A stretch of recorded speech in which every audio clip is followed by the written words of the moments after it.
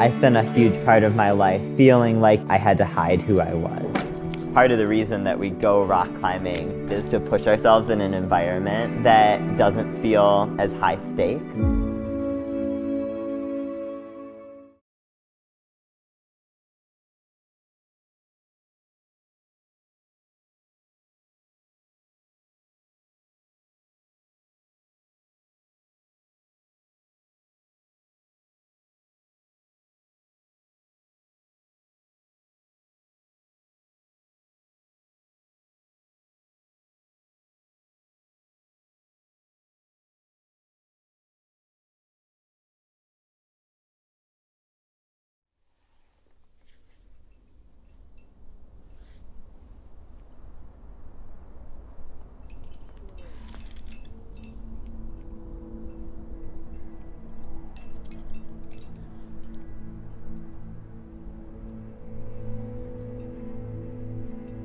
Okay, I'm on. Keep me really close.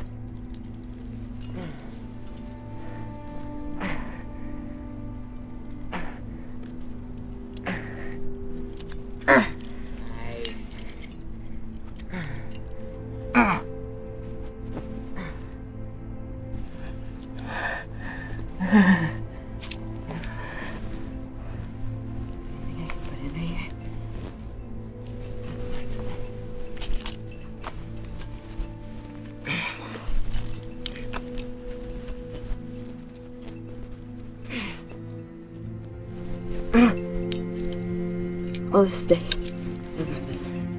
I probably won't stay. Okay, you can just try really lightly taking. Really light, okay. Really light. It's not gonna stay. Oh, that bolt's so far away. Oh, fucking heck. Oh,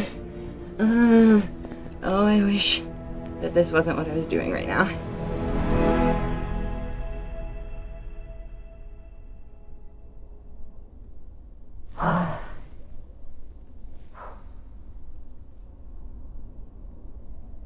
Part of what brings me to climbing is that I want to try something that doesn't necessarily feel possible.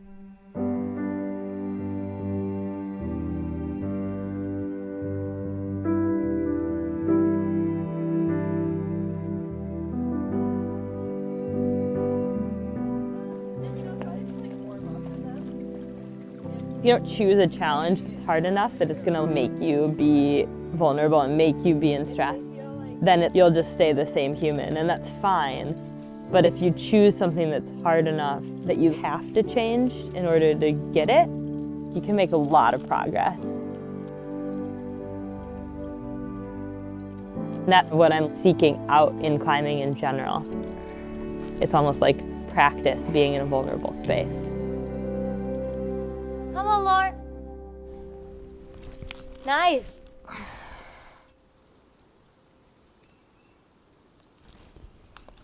I was working in the Southeast this fall, and now that the clinics have wrapped up, I get to spend a month in the Red River Gorge. The Red is a special place for me. I grew up climbing in the Detroit area, and the Red was one of our closest crags. Like the first time I ever climbed down here, my mom and I came down. I had a rope that I had won at a competition, and like 2 quick draws, and I thought maybe I was gonna like be able to set up top ropes or something, but that was not the case because it's the Red River Gorge and it's not really like a top rope accessible area. And I just like bouldered the start of all the climbs because I just like really wanted to go rock climbing. I always felt like the opportunities to go outside and climb were working toward what you ultimately wanted to do. And I always thought, oh, how sad to be stuck in the gym all the time. So if we could go somewhere, if it's only 6 hours, we should go, you know. You would just load up however many of us you could fit for the weekend. Like we'd all just like jump into the car. But you'd always climb with us too. Yeah, I would try to climb. At that point, I could kind of keep up in the beginning. I just didn't get to play much as a kid. I wanted you to have experiences I didn't have, but I had so much fun doing them because I kind of missed that aspect of growing up. I was a pretty goofy kid in some ways, and I think in some ways I kind of like taught you how to play, and that, but you also like gave me that space to do that.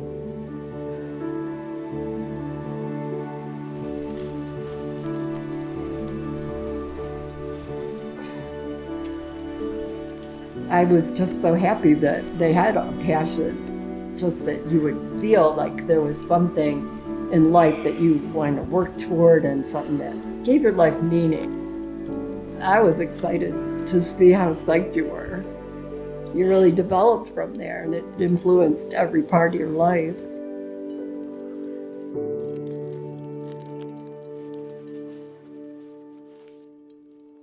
When I was down here, I went through the grades of 5'11". I did my first 5'12" on gear. That's a huge part of my history here, is going through that. But when I think back to that time, I actually have this portrait that my friend took of me at the time.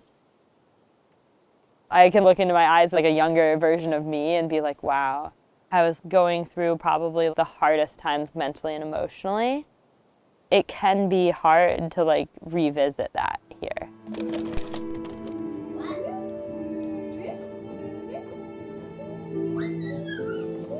I mean, I think back to just being pretty confused about what I was experiencing.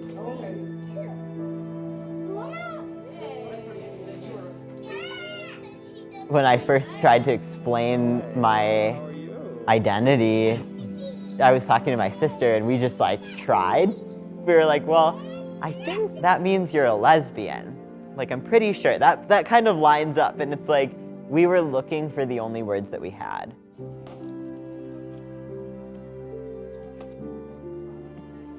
It's really hard to articulate what's going on if you don't have words for it. It took a long time for me to even know that there were people that were non-binary, to know that I wasn't the only person in the world that had my gender identity.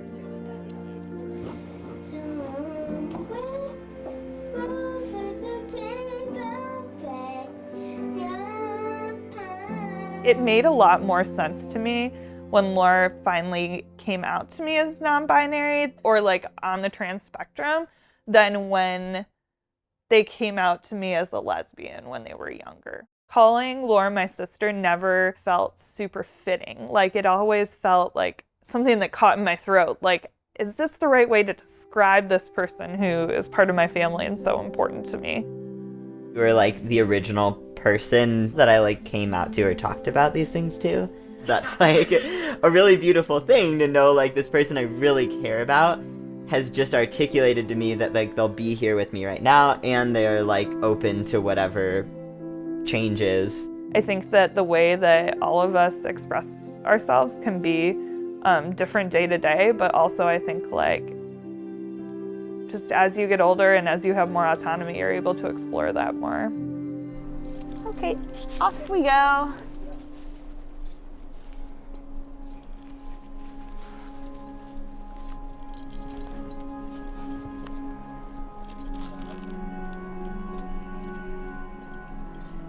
It's really uncomfortable to ask someone to change the pronouns that they use for you because it's an obvious outing of yourself. I put so much work into feeling out this part of me and trying to get a hold of enough of an identity of who I am to be able to take care of myself and be able to put words to my existence in a way that everyone else gets to. And then you get misgendered over and over, people kind of disregard your pronouns. And then you're like, okay, well, maybe I'll just give up on that. But then the more you give up on that, the more you give up on taking care of yourself and feeling like you belong and feeling like you're connected to the world. And that's really a dangerous space to get into, especially when you're a person that didn't think you were really worth it.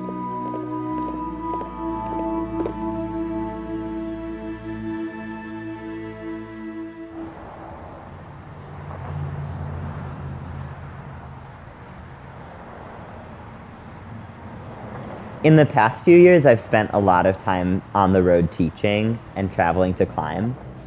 This year, it's been really nice to settle in more to Flagstaff. So today we're going to focus specifically on the falling task. Falling and climbing are both dangerous, right? So learning it as a skill minimizes the risk.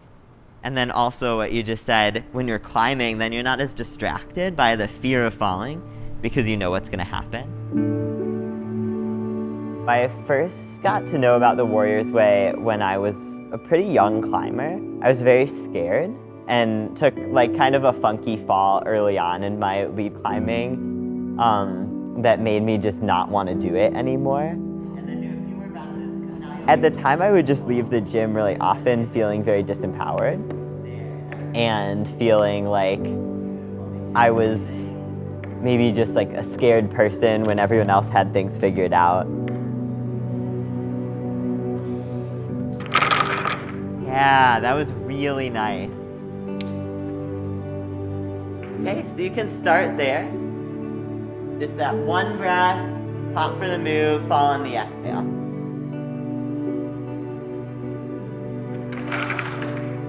I had a friend who was aware of the Warrior's Way material and he knew there was a clinic coming up.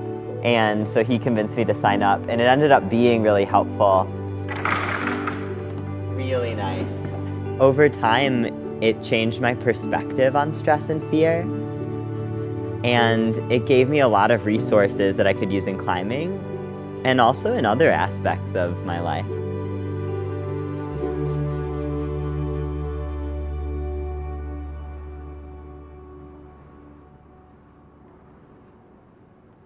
I haven't had a project that felt really inspiring in a while.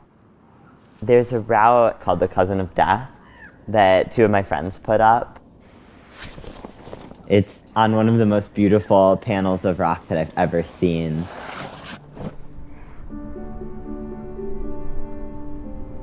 I imagine that this project is going to take a couple of seasons to do.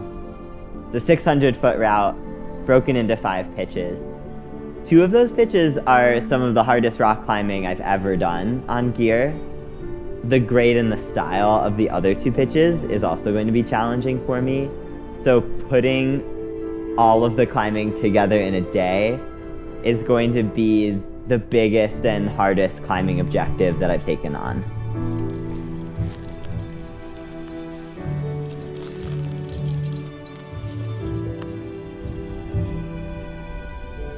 The approach that I'm taking on this route, because it's such a big objective and because it's at the limit of my ability, is to work each pitch individually and then put them together as a whole. I decided to work on the 4th pitch first. Working the pitches for me means using a device that I can climb with alone to top rope, so that I can work moves, learn sequences, figure out where I'm gonna place the gear. Oh shit, that felt close. Oh shit.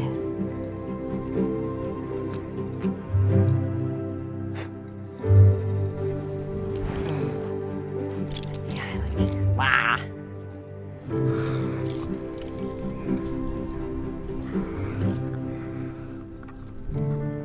The 4th pitch has a lot of hard climbing, but it all comes down to this one mono pocket move where you have to just turn it in and make a precise but kind of dynamic move to the next hold.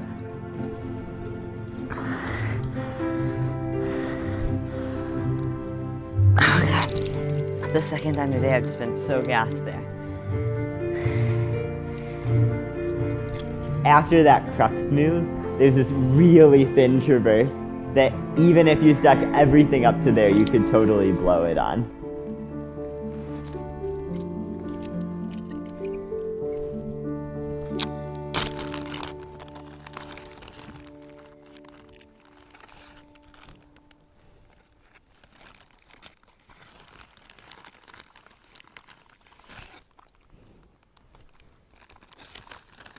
I feel like my green bars, they could be an interesting discussion topic. It's like something that I'm 100% sure that I will eat on my climbing day. I know that it like has like a mix of the things that I need in my body. And they're also fucking weird. I'm like, I wish that I could come out and just eat a peanut butter sandwich, you know? Like that would be like a very easy thing to do. Would be to like bring a Cliff Bar out. Or even one of those like fancy good tasting bars.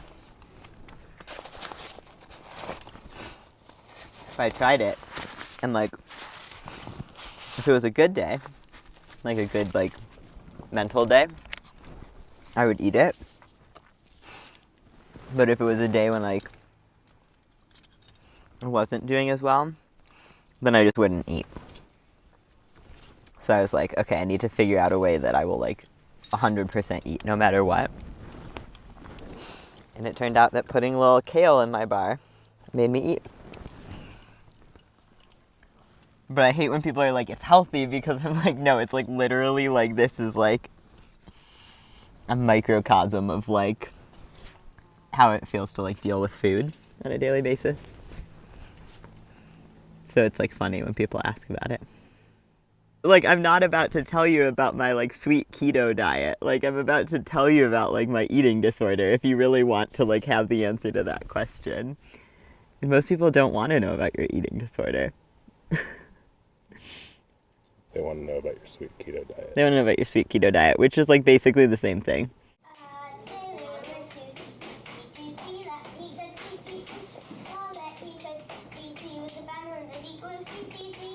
I started struggling with an exercise and eating disorder when I was 7 or 8 years old. That was the age when I started getting messages about what it meant to be a certain gender and the expectations that were put on me because of that. When I hit puberty, it got a lot worse because my body started changing, which was really scary.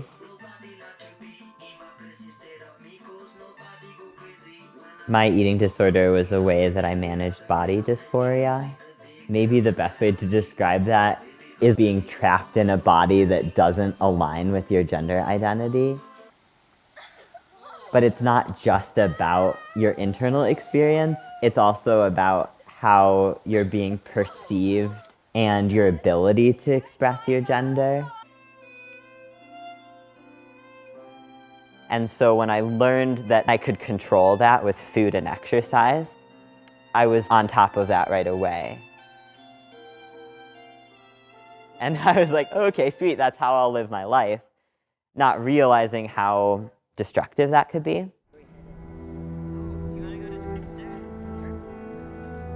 When I first moved to Arizona, I was still struggling with a lot of eating disorder behaviors. I had a few friends who intervened and just said, hey, this is something you can keep working on. There were a lot of layers of recovery. Being light for climbing is something that people really prioritize. I was able to find a lot of empowerment in being strong rather than light. Another layer of eating, though, was that I used my eating behaviors as a form of self-harm. Those kinds of behaviors are protective, so when I stopped using them, I had to deal with some really tough emotions that came up and had to learn better coping skills.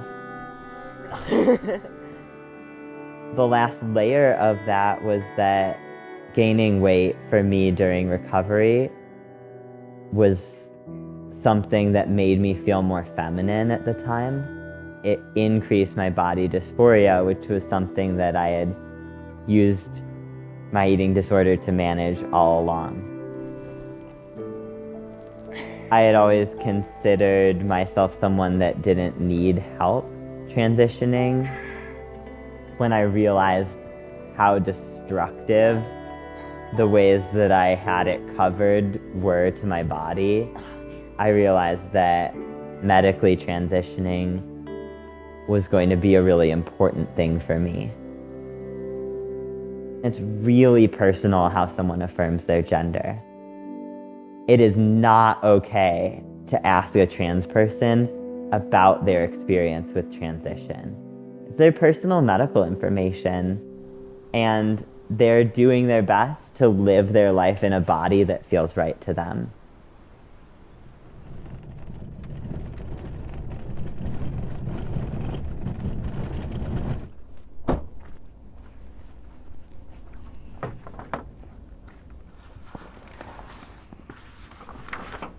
Nico came out with me today, and we're gonna go lead the thing. Well, the fourth pitch. We're gonna try to lead the fourth pitch. But we're not gonna try. We're actually, we're going to actually lead it. Trying doesn't really imply, the actual thing that we're gonna do. I'm not, nervous about sending or not, or even something, going wrong. It's more just, what's it gonna feel like? I think I spent an extra half an hour of not sleeping last night thinking about where I was going to clip the bolt below the roof. Okay.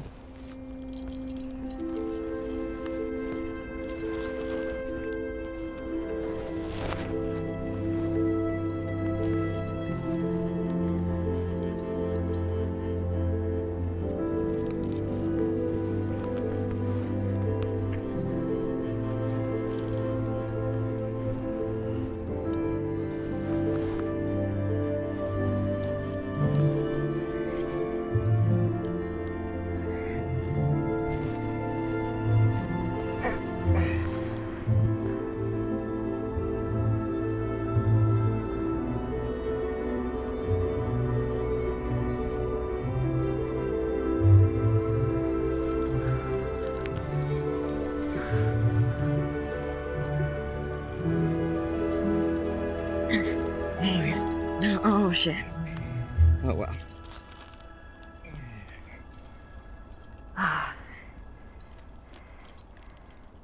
You can take. Man, I didn't know what I was even doing, and then I grabbed it, and then how can I? Felt good anyway. Thanks. I don't know why I grabbed the draw. I mean, I know why I grabbed the draw. It was I had already gone to clip it, and then I felt like I was gonna fall while I was in the position of clipping. And then when my brain thought that, then it grabbed the draw. Okay, Nico, I'm off belay. Nice work. Thanks. I got a one hang. I wasn't expecting that today. I didn't have my head wrapped around that being what was going to happen. I was expecting some aid climbing missions on that last go.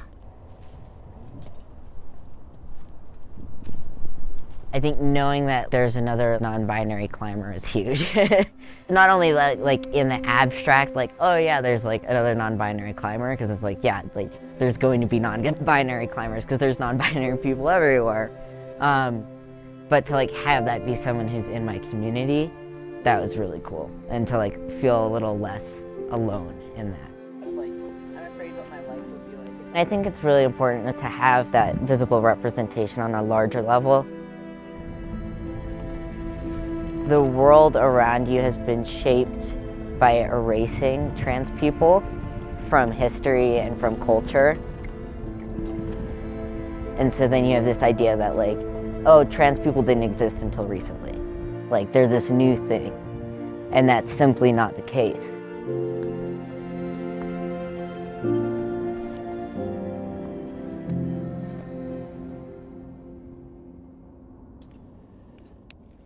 I would definitely view Laura as a mentor. They're just very good at looking inward and understanding themselves, and then figuring out how that allows them to give in the best way to the community and to the people around them, and also what they're trying to do with their climbing.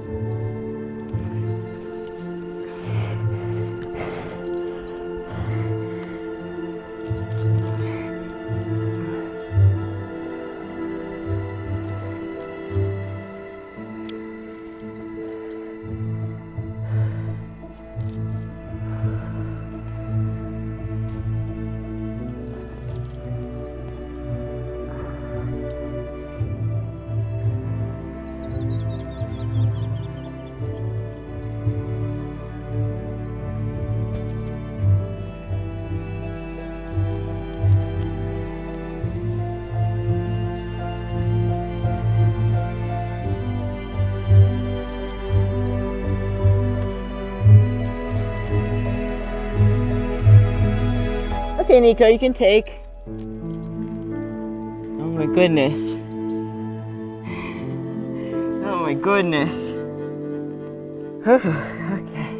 That was awesome. Thank you. Is that my project? Hee.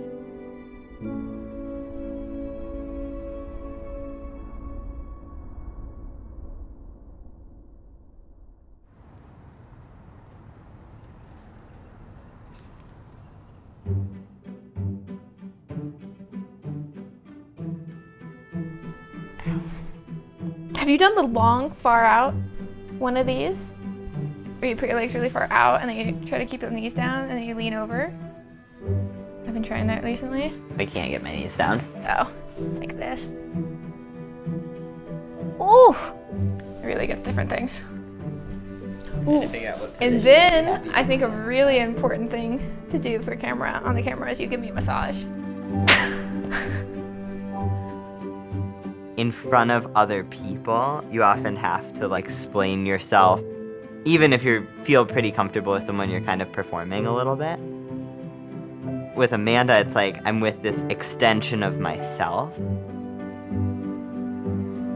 Relationships aren't like polished, and you don't get to always bring the best version of yourself to them. And so it's really important to trust the other person to take you in any form. I was not out as trans to Amanda when we started dating. And it's something that she's grown into with me. Whoa. I got one. Can I go higher?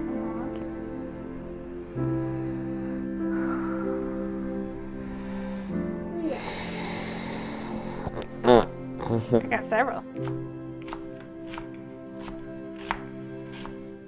A conversation I think we've had recently, but also a lot, is like self-care.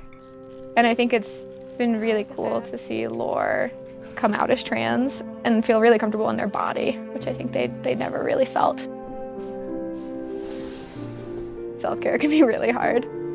The scariness that comes with telling people, that was not even a choice. It was the option of moving forward with their life in a way that felt like it was genuine. I'm attracted to Lore no matter what, and I think that was helpful for Lore to be like, oh, I'm not just attracted to you when you're this one person, I'm attracted to you as a human. It's really helpful to know that I have a person in my corner that I can come back to and feel safe with. I don't have to be something that I'm not.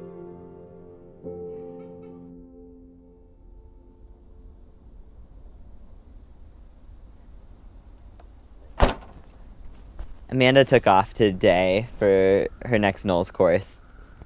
She's going to be in the field for probably a month or two. Like when she's gone, I'd notice, but I'm also like, oh, okay, she's gone doing her thing. But then when she's back, it's like really fun. I feel like I'm able to just have someone to like share all the things with, and that makes like all the things feel more fun. The fourth pitch came together a lot quicker than I thought. I definitely expanded my idea of what might be possible. There's still a lot of season left. I can go down and work the first pitch now, which from the beginning has been some of the most inspiring movement to me.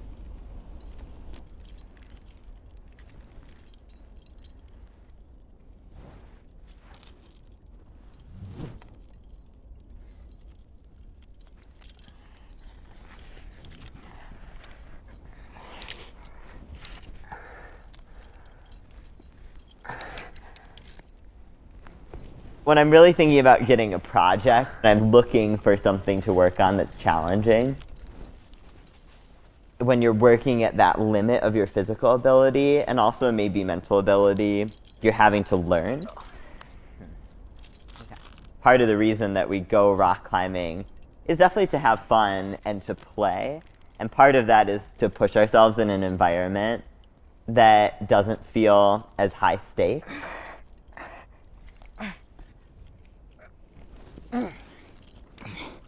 Obviously, rock climbing, a lot of people think of it as a dangerous sport or really adventure-seeking. But actually, if you're managing the risk, it's a lot safer than your everyday life, because in everyday life, the mistakes you make can have really big influences on like the rest of your life. But if you fail on your climbing move, you just do it again.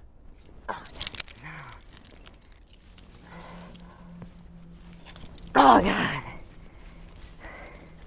This is so hard, you can't hit the wrong place with your foot.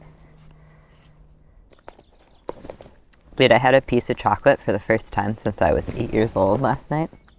It is awesome. Chocolate's an awesome thing. I've had like chocolate flavored things, but I haven't just had like a chocolate bar since I was 8. Tastes really good. I was pretty excited about it. I have a lot of foods that are safe foods, and I have foods that are not safe foods. I decided I was going to try and eat some of my unsafe foods. So chocolate bar was one of them.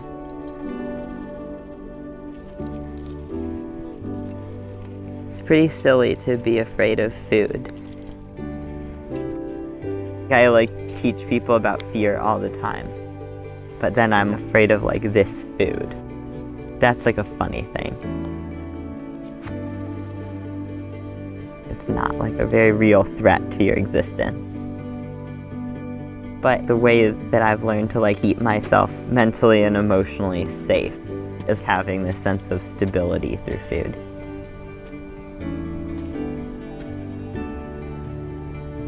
If you're like a little kid and your world feels very uncontrolled, then you find a way to like find a sense of security and a sense of stability. That's pretty wise as far as survival goes. So I try not to critique myself that much for it. But that doesn't mean that I want to carry all of those habits for the rest of my life.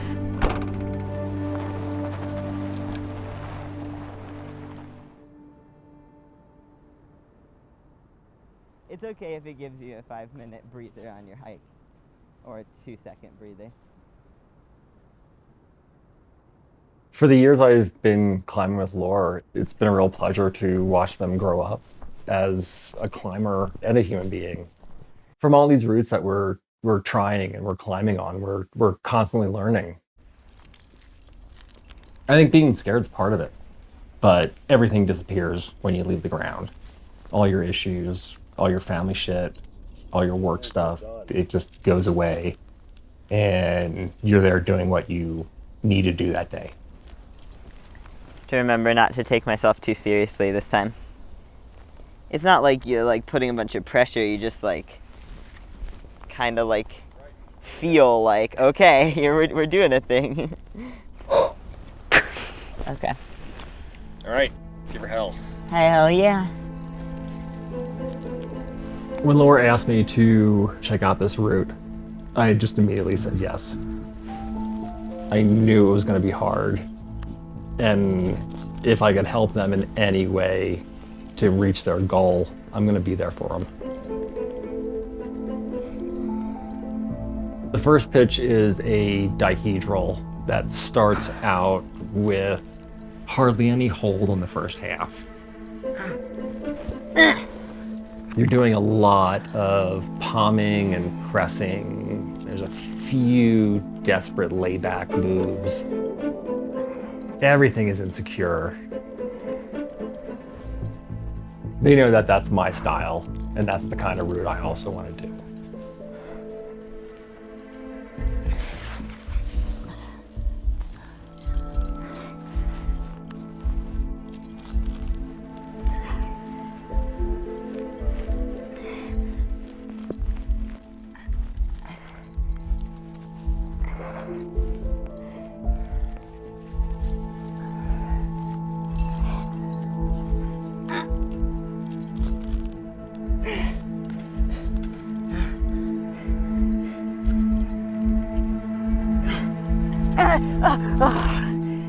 No.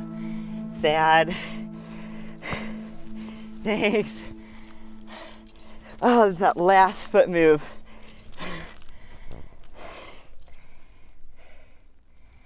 It's like, it's definitely not over when you get that foot move, but that's the last move of the crux. It's like getting the foot in here.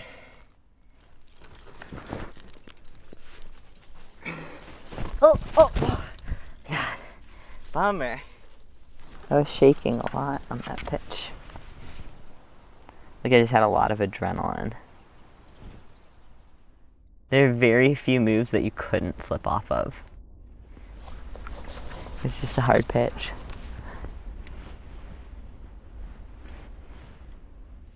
I look at Lauren now, and they become the climber I've always wanted to be.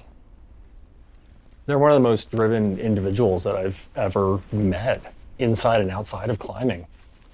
I'm psyched for where it's going to take them. Yay! Nice work. Damn. Every time I get out with Lauren, it just gets my stoke up a little bit more. And it makes me want to get out and try harder again. I don't really necessarily care if I can do all the moves or send the route, but as long as I'm trying hard and they're trying hard and we're helping each other, that's what partnership is. That's what makes it great.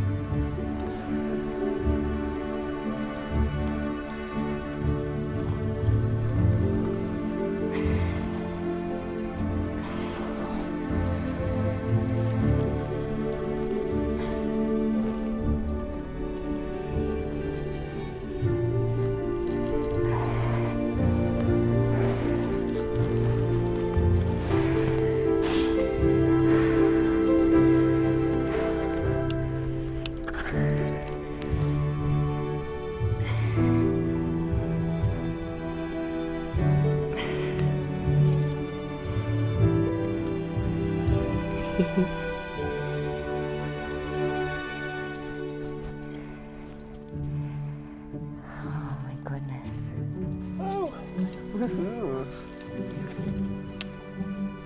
Right on. That was awesome.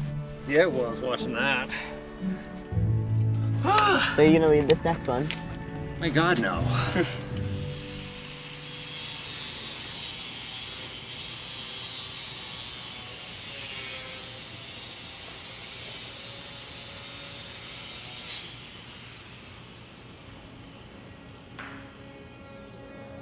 Recently, there's been more visibility in the trans community,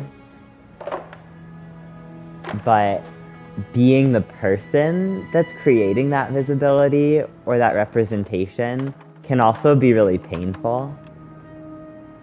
The truth is that every day I experience violence of some kind that makes me feel like it's not safe to be in my body and not safe to be visible. There was an article that came out recently about a rock climb that I did, and it featured me as the first non-binary climber to climb 514 on gear.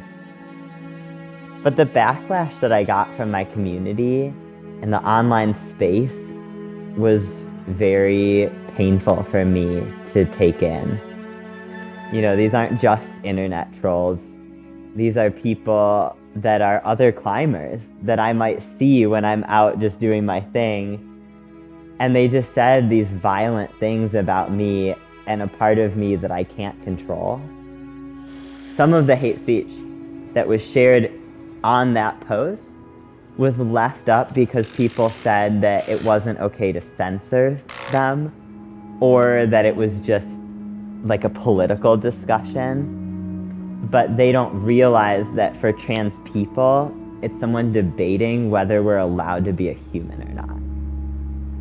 And that language directly translates into experiences of real violence in our lives. It's scary when you see that kind of language from people in your community, because you start to second guess yourself when you go out. You start to wonder who you have to hide your identity from. I spent a huge part of my life feeling like in order to be a part of the community, I had to hide who I was because I wouldn't be safe.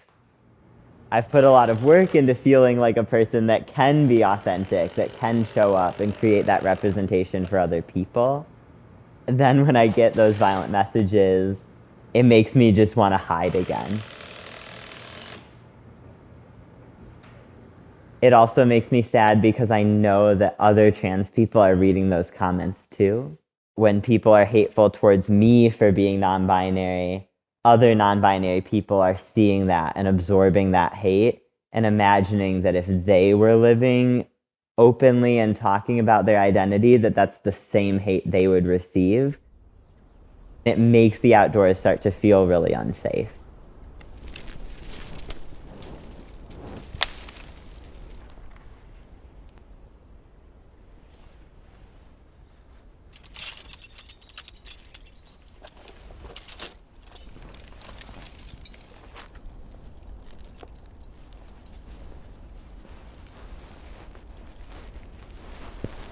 Working on the second pitch now, I just really didn't know what to expect. It definitely gets a lower grade than the other two, but there's a difference in the commitment factor on it. I tried to mini track on it, to rehearse it, and it just ended up being like kind of a half doing the moves, half trying to aid climb and get the directionals out endeavor.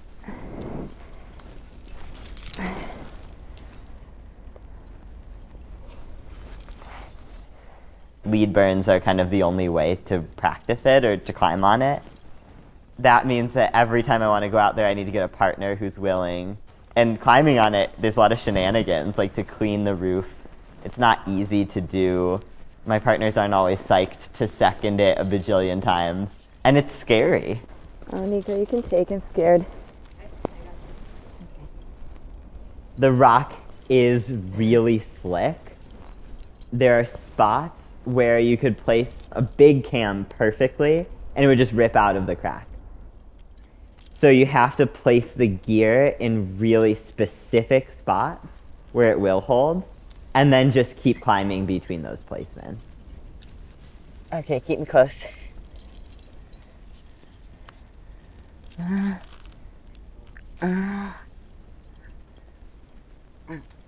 Oh God, take. I don't want to. I just didn't want to make that transition. Goodness.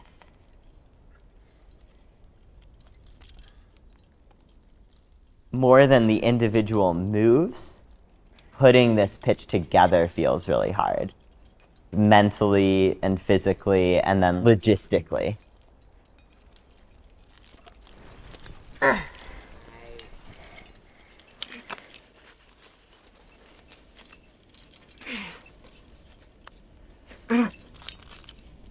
Will this stay? I don't know if this hurt. It probably won't stay. Okay, you can just try really lightly taking. Really light, okay. Really lightly taking. It's not gonna stay. Oh, that bolt's so far away. Oh, fucking heck. Oh, I wish that this wasn't what I was doing right now. Oh, Nika, I'm scared. Can you take? Yeah. I don't know what to do. I'm gonna get back with that bolt.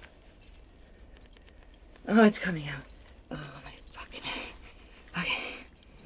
It's funny how a pitch can get in your head. I feel like from the beginning of working this, I thought of this as like the scary pitch. So now I'm like scared on it. But it's like, it's just a pitch of rock climbing.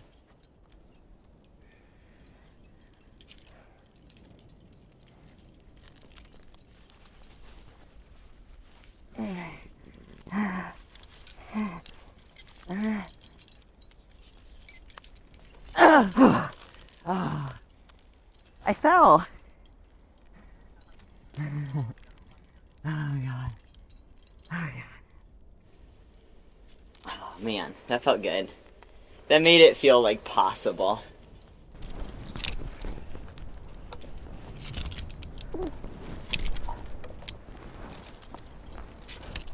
Today might have been my last day on the climb. Matt and I are going to try and come out on Tuesday, but there's snow on the forecast, and I'm not sure if we'll be able to beat it.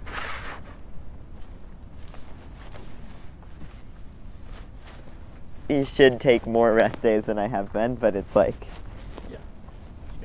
Yeah, but it's like the end of, like, it's like, I don't know, it's closing out. Looks kind of messed up right now.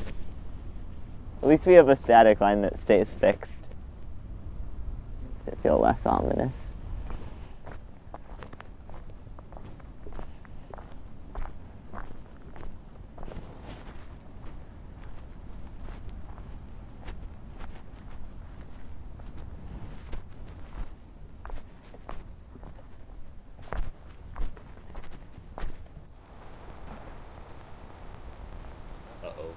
What? Is it raining? Yeah. The world is like, hey, Laura, you tried to take no rest days, but Here's one that's mandatory. we really care about you and your fingers and your elbows. As we were walking down here, I was thinking about how it would be nice to be able to get a definitive answer about the weather before we wrapped in. And I think we're getting a definitive answer about the weather right now.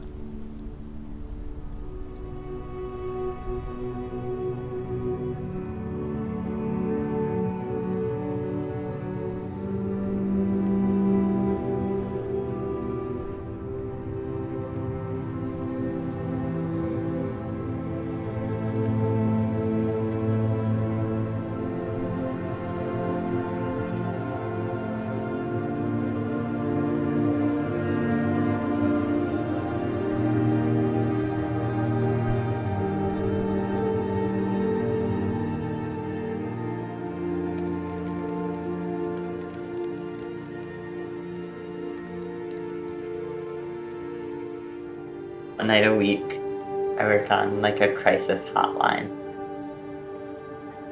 People do definitely chat in when they're having suicidal thoughts, but it's also just all kinds of crises, right? Like a crisis doesn't have to be a suicide crisis. It can also just be something that feels really intense for the person that's chatting in. Well, it's the election night, right? I think there's a lot of people that are really hurting right now.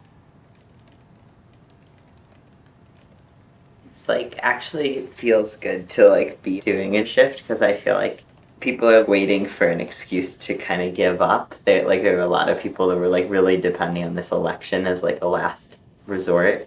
Like you can't actually prevent it, but it kind of feels like you're like addressing that rather than just like hoping and like crossing your fingers. Try not to check Pennsylvania again.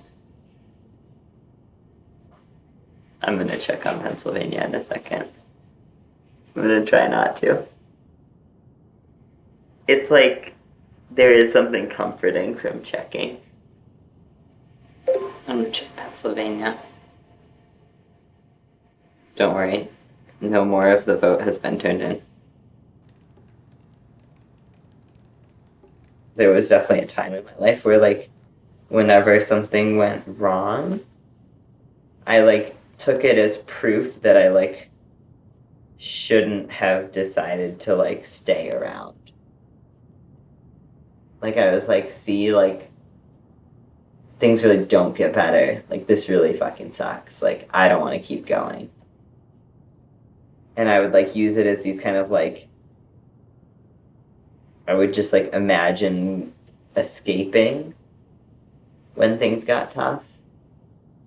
It's like in some ways it's proof that I should be here. Because it's like the world needs people that are willing to like stay when things are hard.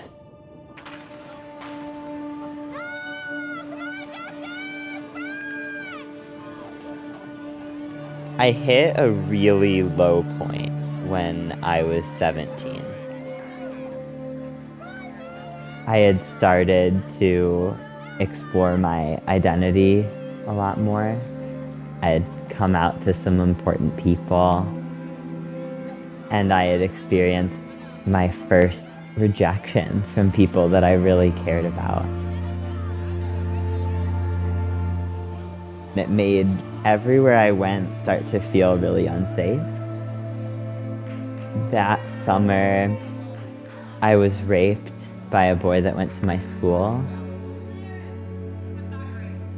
And after the experience, he started sending me messages, threatening me, saying that he was going to out me. He held it over my head as if he was like justified in having hurt me and justified in hurting me again. I didn't feel like I could tell anyone. I guess I just felt like the whole world was against me in a way. I felt like if people really knew who I was, that they would think it was my fault. At the time, I leaned into just having this identity of being an athlete. Oh, I'm a runner, I'm a climber. I have these parts of me that I can tell you about, so then I don't have to tell you about these parts that feel unsafe.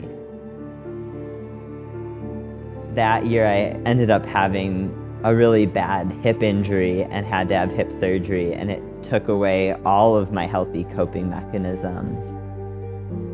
I still had access to the pain meds from my surgery, and I overdosed.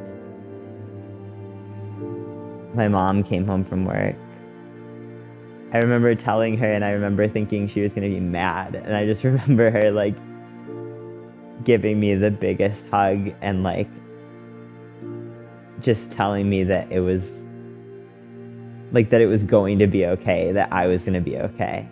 I really thought I was going to die, and I thought that it was like I like finally felt safe, like I was getting this like amazing hug from my mom, and I was like, oh, actually, like she knows who I am and she still loves me. I didn't know what to do, but I just figured maybe if I loved you enough and was there behind you and for you, I could maybe help you. I just really wanted you to be around. I love you so much. I didn't want you to leave, you know. I didn't want you to go. I just wanted you to know that even when you do feel broken, that, and you did feel broken, that it wasn't like you couldn't put the pieces back together and that you couldn't be even stronger than before. You never know. I mean, there's other people who aren't as lucky as I was, and you know, you really fought your way through it.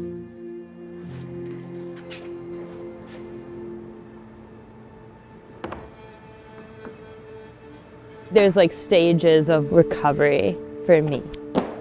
Eventually you get to this point where you're like, okay, I've essentially like opted in.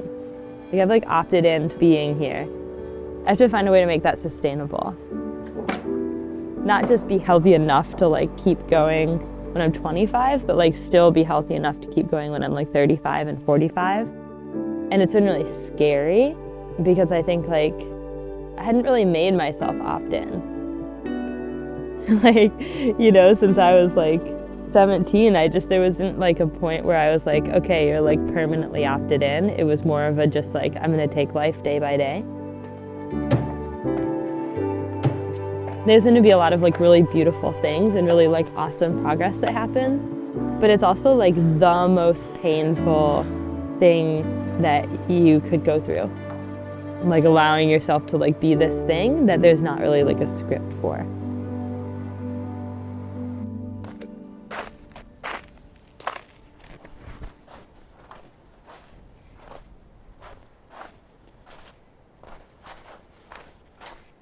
I really thought that the snow was going to end the season this year, but it ended up warming up a bit and drying out. I convinced my friend Evan to come out with me today and just give it one more go. I'm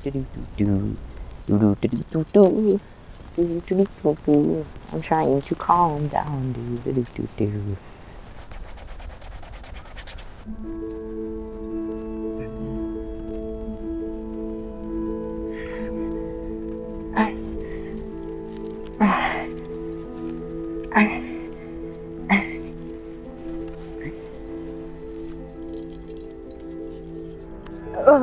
Oh, shoot. Bummer. Oh, dude.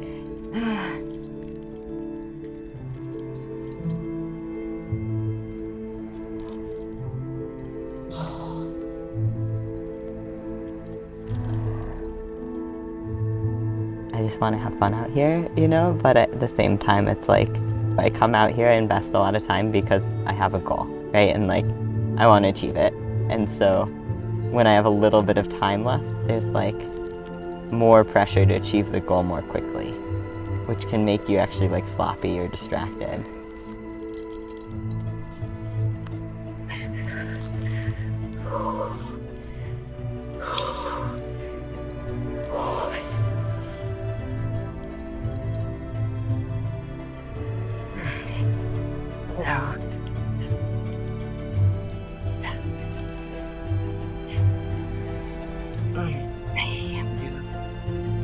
You can just take tight. Yeah.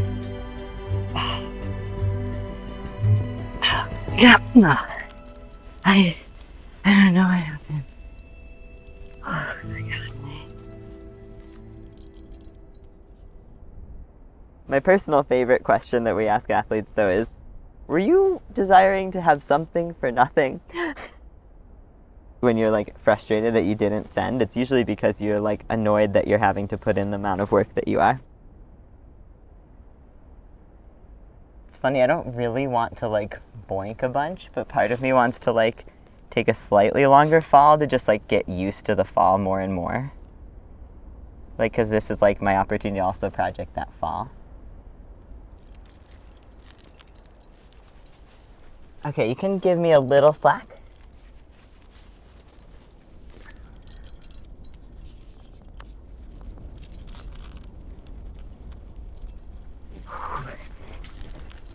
Fallen somewhere and you have experience with it and doing it relaxed, then it's like you're going to be able to pay attention. And if you haven't taken that kind of fall before and it's like outside of your comfort zone, then it's going to be harder to pay attention.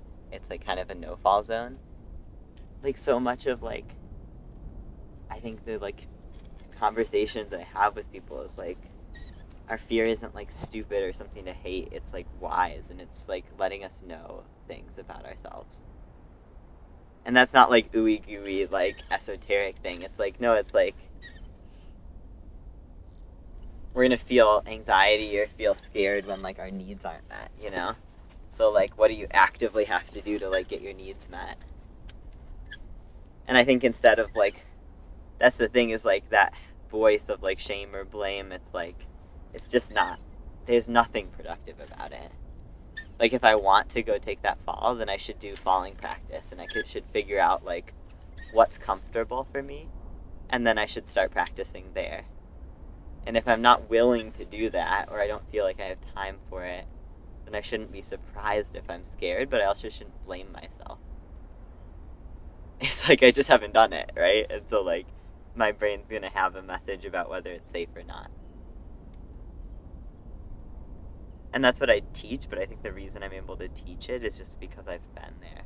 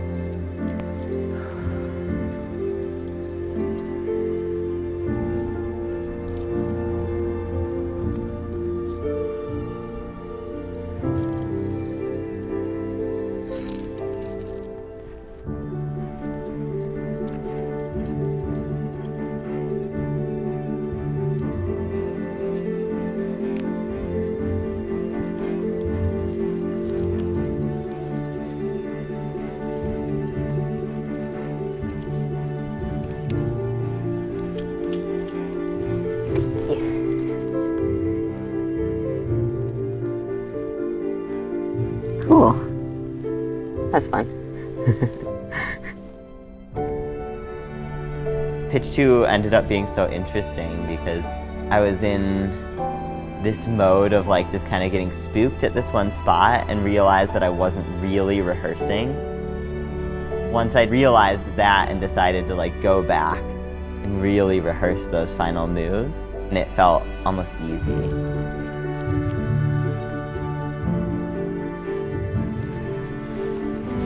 Sometimes you get so distracted by the logistics, by being nervous, by all the things going on that I almost like forgot to just climb well.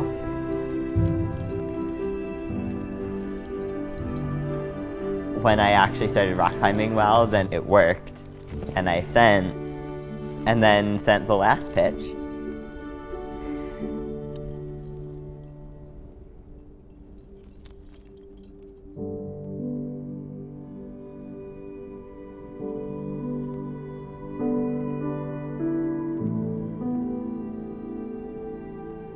It feels really humbling to have put so much time into this season. It feels really exciting to have somewhere farther to go. I'm really excited to come back and climb the route in a push, leading all the pitches from the bottom to the top.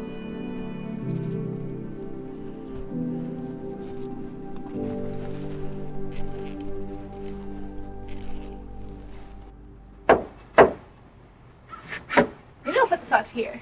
Okay. I support you. Do you want me to change this sock on the other side? Sure. Amanda figured out that she could stabilize her bed frame with socks and underwear. Yeah. Is that right?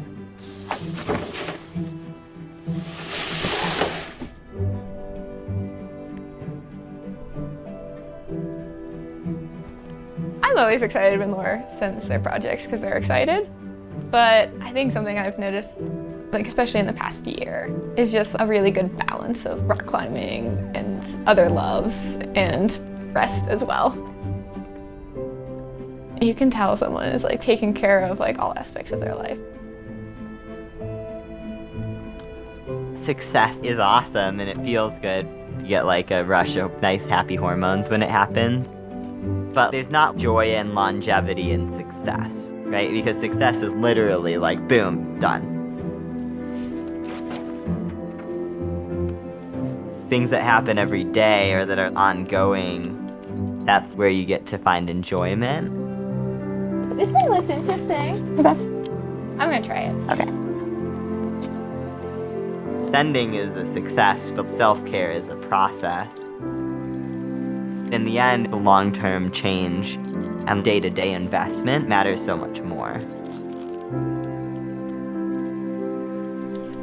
I did it. Beautiful. We were out here much longer than I said. It's like, let's do one more. And we do 3 more.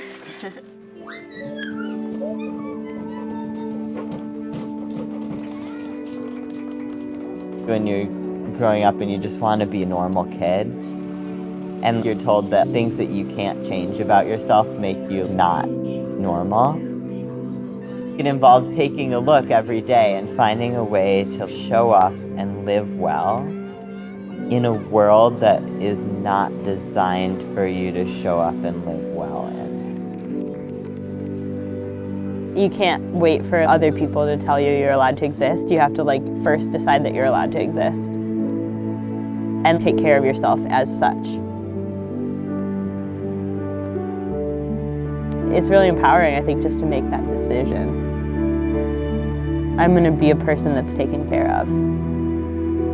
But that actually means that like I have to take care of myself.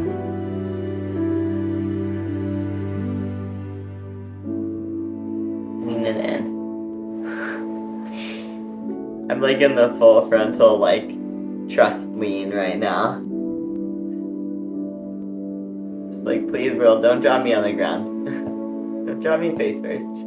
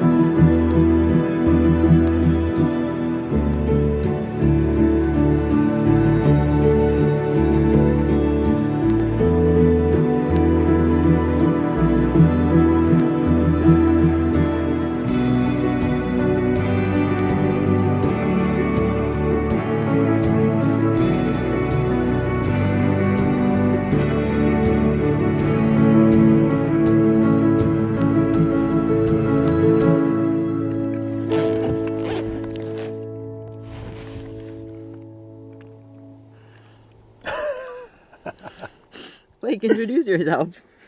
I'm Blake. What are you doing? I'm filming you. What are you doing? I'm filming you.